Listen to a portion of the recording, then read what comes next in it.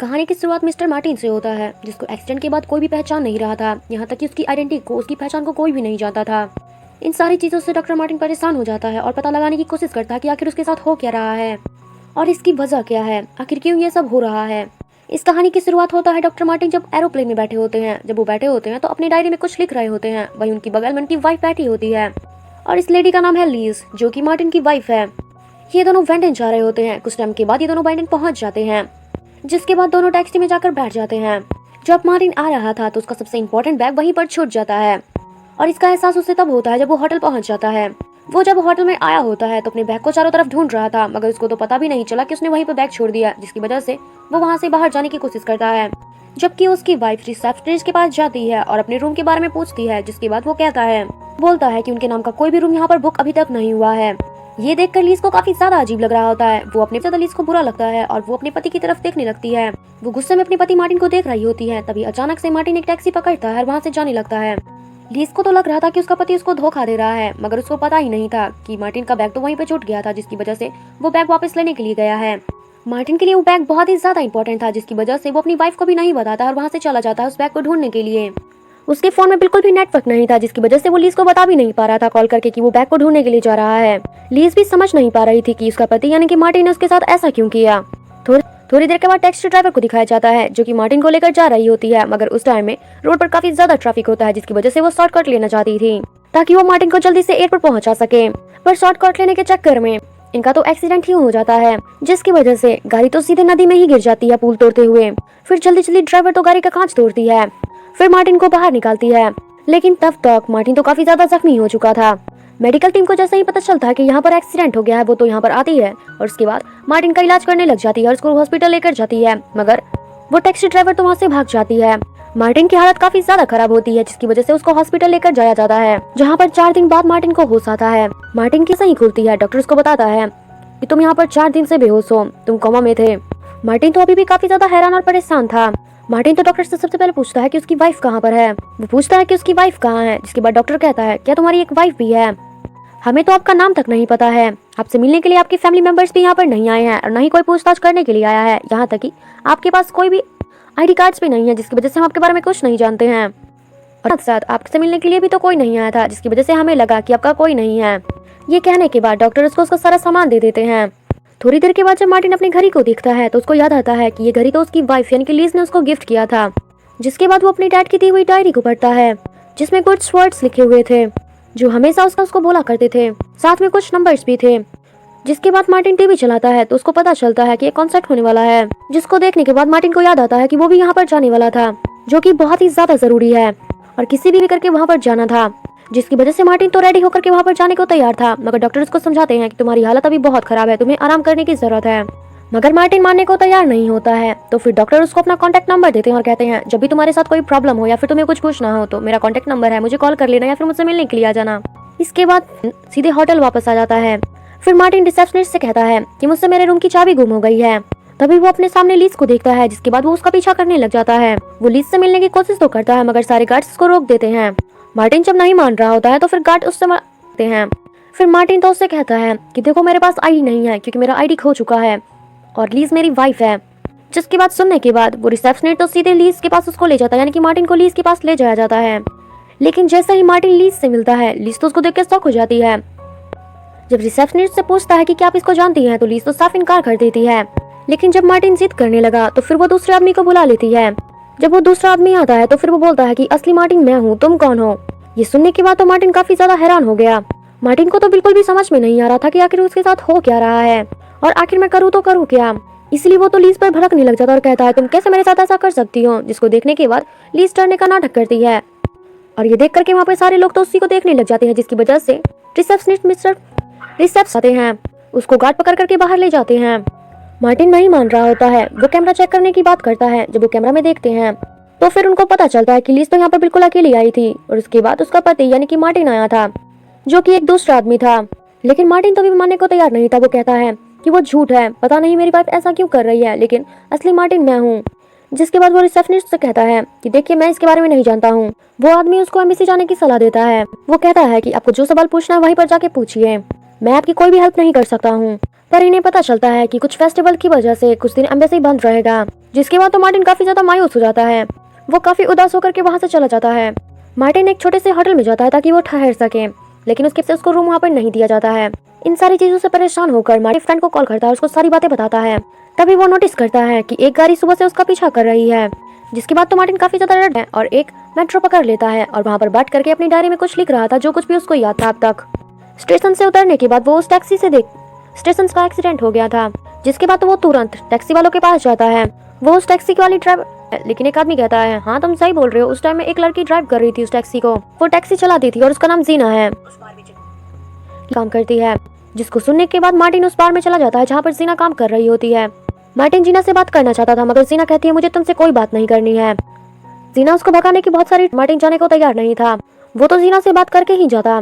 जब जीना उसकी बात मानने को बिल्कुल भी तैयार नहीं थी तो वो सीधा हॉस्पिटल निकल जाता है। जब जीना उसकी बात नहीं मानती है तो वो तो सीधा हॉस्पिटल के लिए निकल जाता है ताकि वो प्रोफेसर से मिल सके। वो जब प्रोफेसर के पास वही दूसरा मार्टिन उसके साथ है। जिसके बाद तो मार्टिन को बहुत तेज गुस्सा आ जाता है। मार्टिन उन दोनों से कहता है, कहीं तुम दोनों मेरे खिलाफ साजिश तो नहीं कर रहे हो।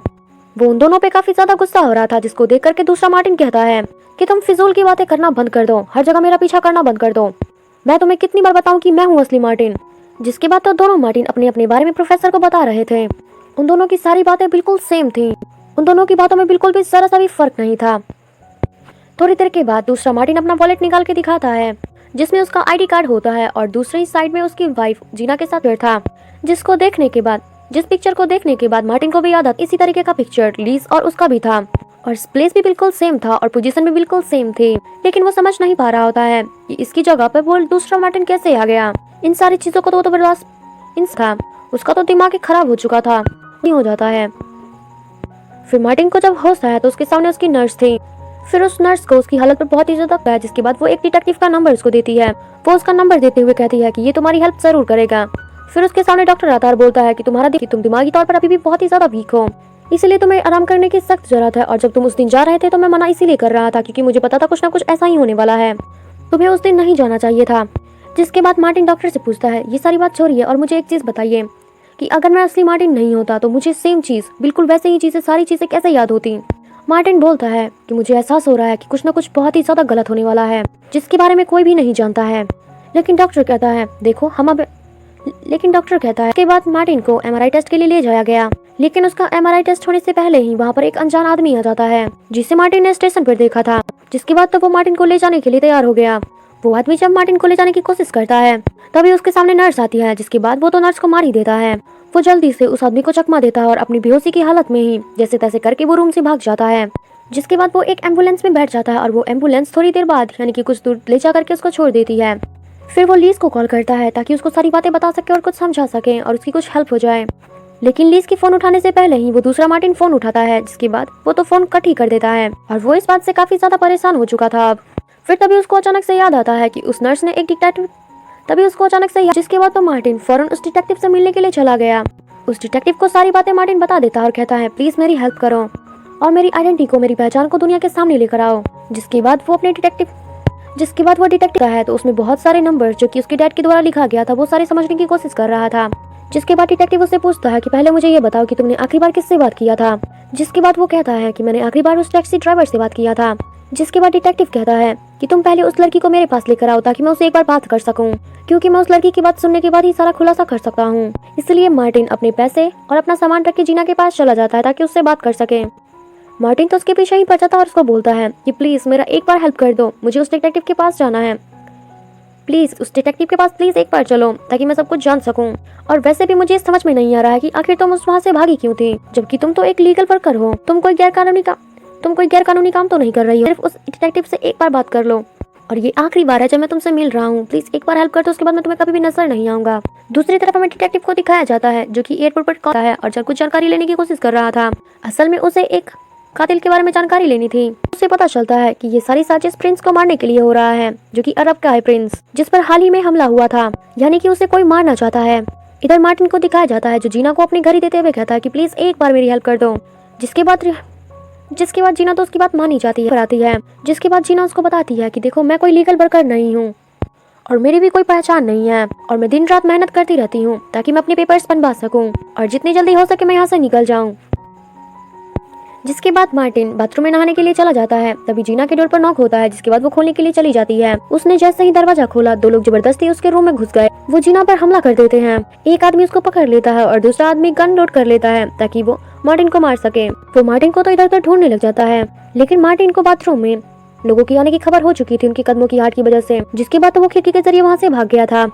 जिसके बाद वो आदमी खिड़की के बाहर होने लग जाता है।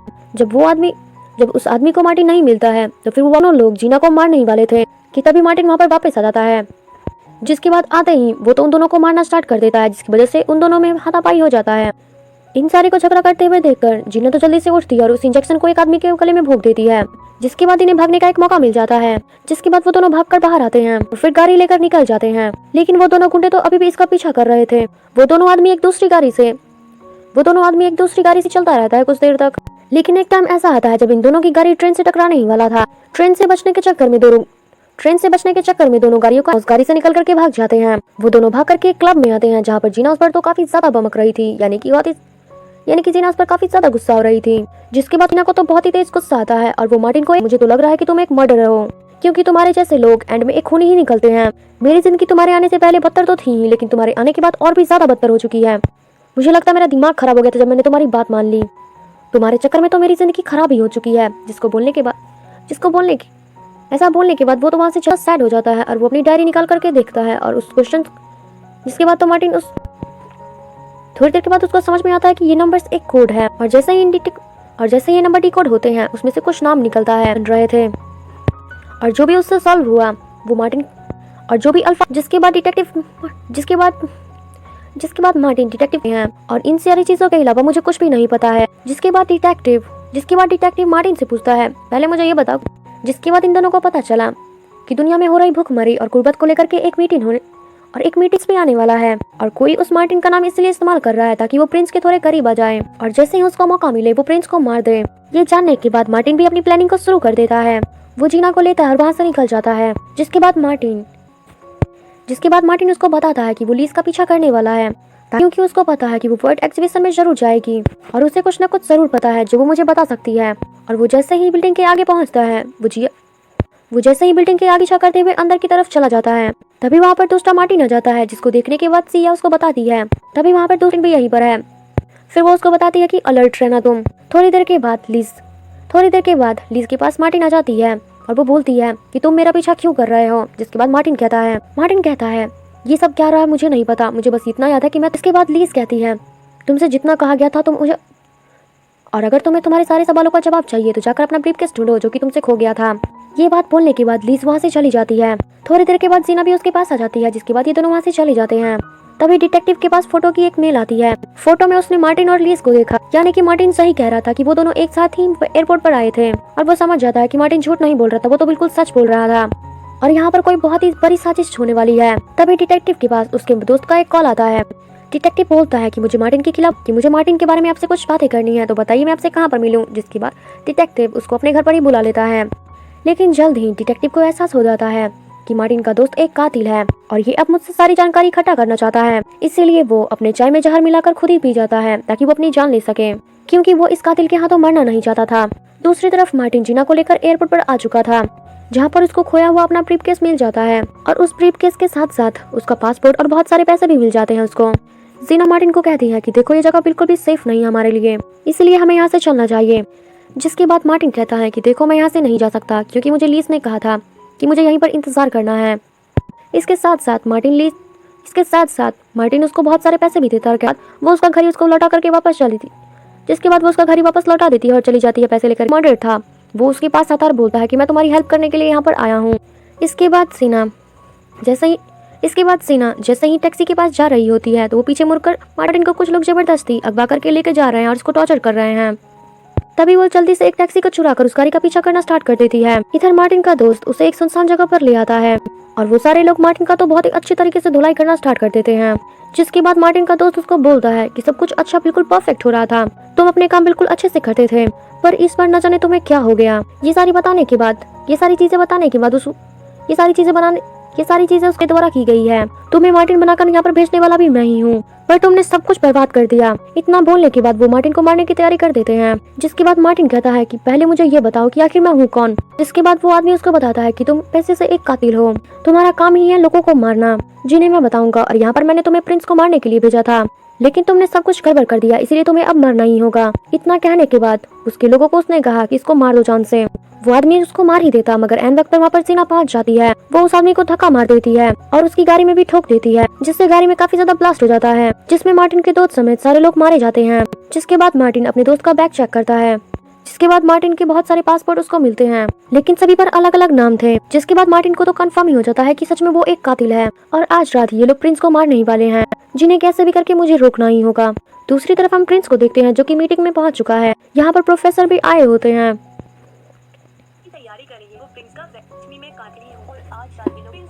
और लीजा भी दूसरी तरफ हमें मार्टिन और उसके अंदर आने की कोशिश कर रहे थे, लेकिन सिक्योरिटी वाले उस दोनों को पकड़ लेते हैं। मार्टिन उन सारे लोगों को बोलता है कि जल्दी से यहाँ पर सारे लोगों को निकालो, क्योंकि 3 महीने पहले मैंने यहाँ पर एक बॉम्ब लगाया था, जिसे आज ब्लास्ट करना है।